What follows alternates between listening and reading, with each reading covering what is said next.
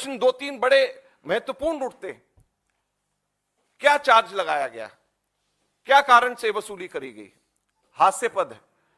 एक चार्ज लगाया गया है कि कांग्रेस के पास में हम लोगों ने 142.83 करोड़ 142 करोड़ 83 लाख रुपए 2018-19 के अंदर कुल हमारे को सब लोगों ने मिलकर के पैसे हमारे पास में आए।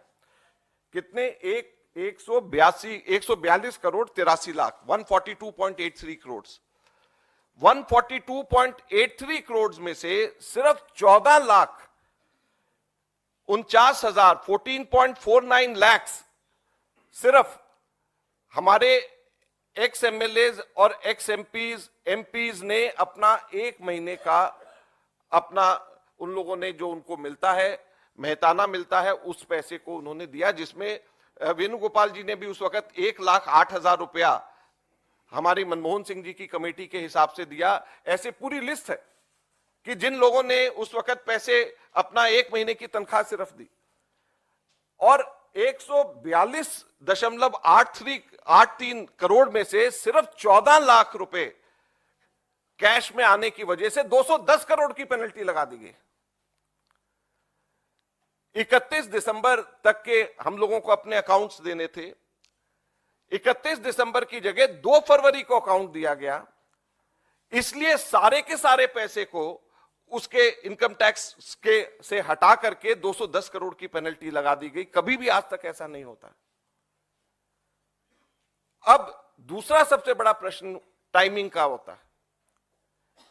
2 फरवरी 2019 को हम लोगों ने ये सबमिट किया है। अब क्या है? फरवरी 2024, 5 वर्ष।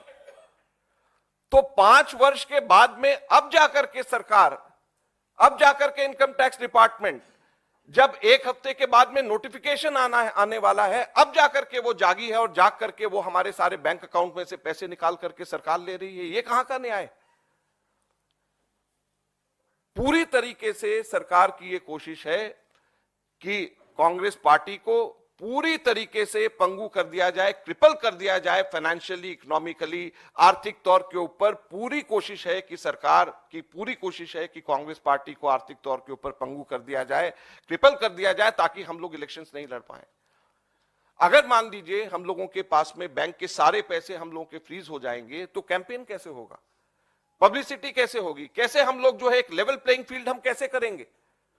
और उनको भी, सरकार को भी अच्छी तरीके से पता है कि ये गैर कानूनी है और अंततः हमको इसमें हर हालत के अंदर हमको ये पैसा वापस हमारे को मिलेगा ही मिलेगा, कोर्ट से हमारे को मिलेगा ही मिलेगा।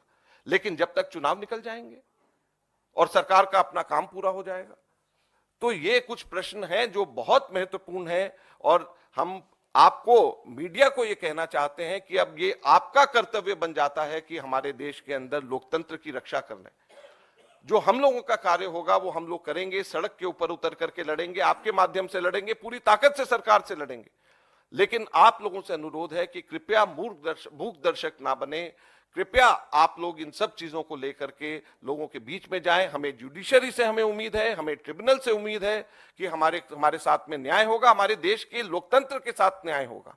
अगर देश की प्रमुख विपक्षी पार्टी का इस तरीके से पूरे अकाउंट से इलेक्शन से एक हफ्ता पहले फ्रीज कर दिया जाए, तो हमारे पैसे सारे के सारे उसमें से निकाल दिए जाएं, तो हमारे देश में लोकतंत्र बचेगा ही नहीं। धन्यवाद।